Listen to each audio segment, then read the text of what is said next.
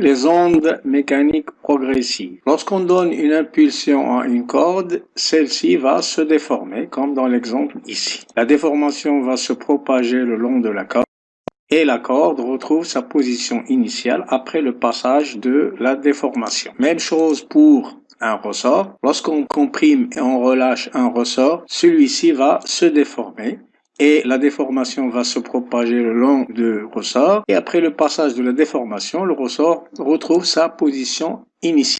Donc, la propagation d'une perturbation dans un milieu est un phénomène qui est appelé onde progressive. Une perturbation, c'est quoi? C'est une modification locale et temporaire des propriétés du système. Alors, la définition d'une onde progressive, la voici.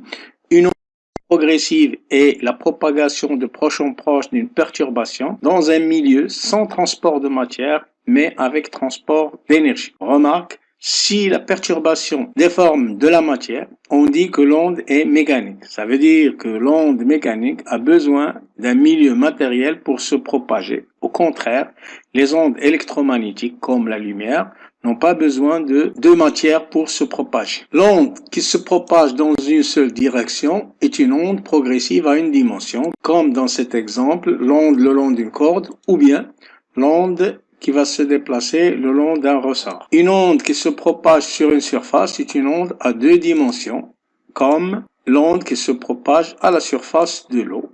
Et l'onde qui se propage dans les trois dimensions de l'espace est une onde à trois dimensions, comme l'onde sonore ou bien le son. Un point d'un milieu est repéré par son élongation. L'élongation, c'est la position par rapport à la position d'équilibre. Par exemple, l'élongation du point M, la voici, c'est cette distance-là, c'est cette hauteur par rapport à sa position initiale. Le point N n'est pas encore atteint par l'onde, donc son élongation est nulle.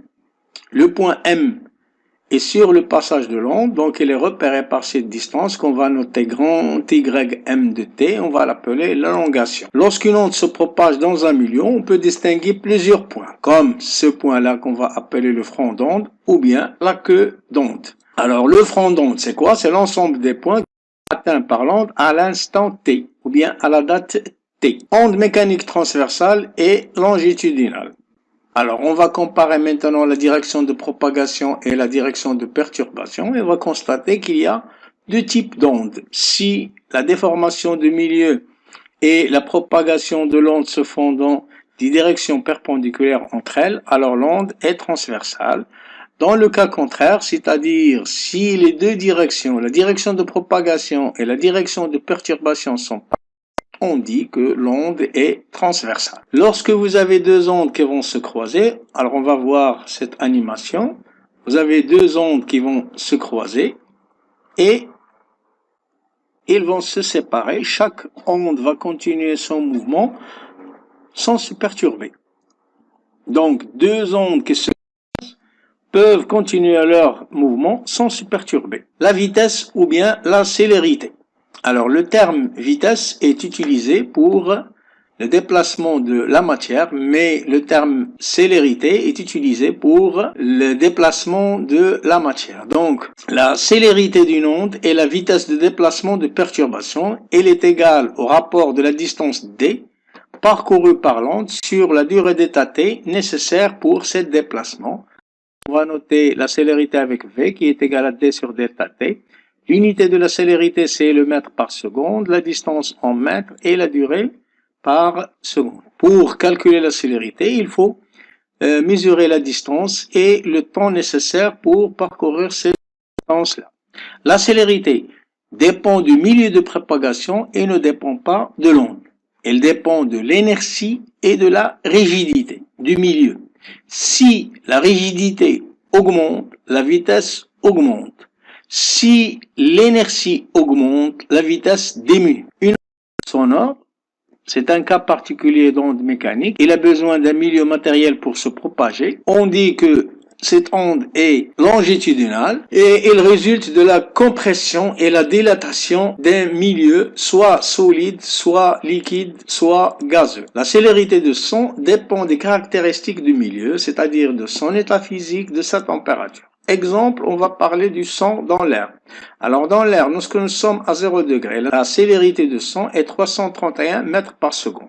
Lorsque nous sommes dans l'air sec, c'est-à-dire à 15 degrés, la devient 340.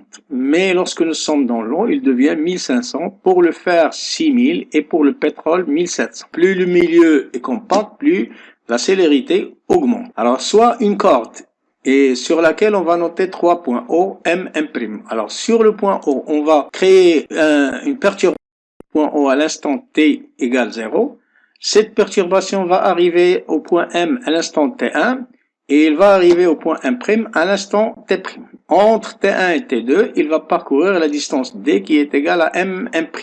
Alors, on appelle retard, taux, la distance divisée par la vitesse. Alors, en général, la qui existe en un point M correspond à celle qui existe auparavant en un point M' à un instant T' qui est égal à T moins taux, avec taux qui est le retard qui est égal à la distance M' sur V.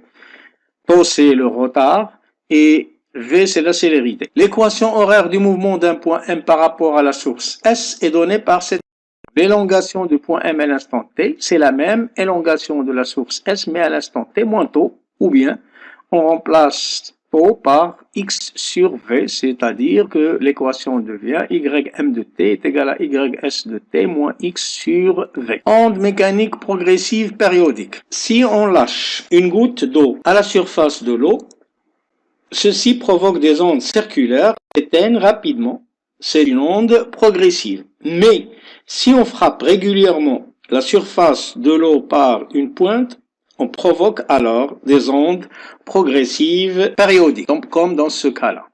Donc, une onde progressive périodique correspond au déplacement d'une perturbation qui se répète identique à elle-même dans le temps. Une onde progressive périodique présente une double périodicité, une périodicité qui est temporelle, c'est-à-dire une périodicité dans le temps, et dans l'espace qu'on appelle la périodicité spatiale. La période temporelle T est le plus petit intervalle du temps au bout duquel on retrouve les mêmes variations du signal. Son unité c'est la seconde, on va la noter grand T, et la fréquence c'est le nombre de périodes par seconde, son unité c'est le Hertz, le symbole c'est Hz. Ils sont reliés par cette relation F est égal à 1 sur T. Les deux définitions de la longueur d'onde, on aura deux définitions. Une qui va se reporter à la distance et une sera portée qui sera reliée au temps. Donc, première définition, définition 1, la longueur d'onde lambda est la plus petite distance séparant deux positions pour lesquelles les deux élongations, les deux ondes sont en face. Ou bien, la définition 2, la longueur d'onde lambda représente la distance parcourue par l'onde pendant une période temporelle qui est grande. Alors, on peut utiliser un stroboscope pour éclairer un phénomène périodique. Un stroboscope, c'est un appareil qui va émettre des éclairs à des fréquences NE et des périodes TE. Alors, on constate que l'immobilité apparente est apparue si la fréquence du mouvement est multiple de la fréquence des éclairs, c'est-à-dire que grand N est égal à KNE, avec N la fréquence du mouvement et NE la fréquence des éclairs et K un entier. Si N, la fréquence du mouvement, est supérieure à NE, la fréquence des éclairs, on constate un mouvement apparent ralenti dans le même sens du mouvement. Et si le contraire N est inférieur à NE, on constate le contraire. On constate un mouvement apparent, mais dans le sens contraire du mouvement réel. Si la distance entre deux points est telle que Mn est égal à K fois lambda, alors ces deux points vont vibrer en phase. Mais lorsque deux points, par exemple P et Q, sont tels que PQ est égal à 2K plus 1 fois lambda sur 2, alors les points P et Q vibrent en position de phase. La diffraction. Alors si, lorsqu'une onde mécanique rencontre un obstacle contenant une ouverture, elle traverse l'ouverture, se propage dans plusieurs directions, comme dans ce cas-là. On dit qu'il y a diffraction, c'est-à-dire que l'ouverture de la largeur A va se comporter comme une source et la longueur d'onde et la fréquence ne vont pas changer.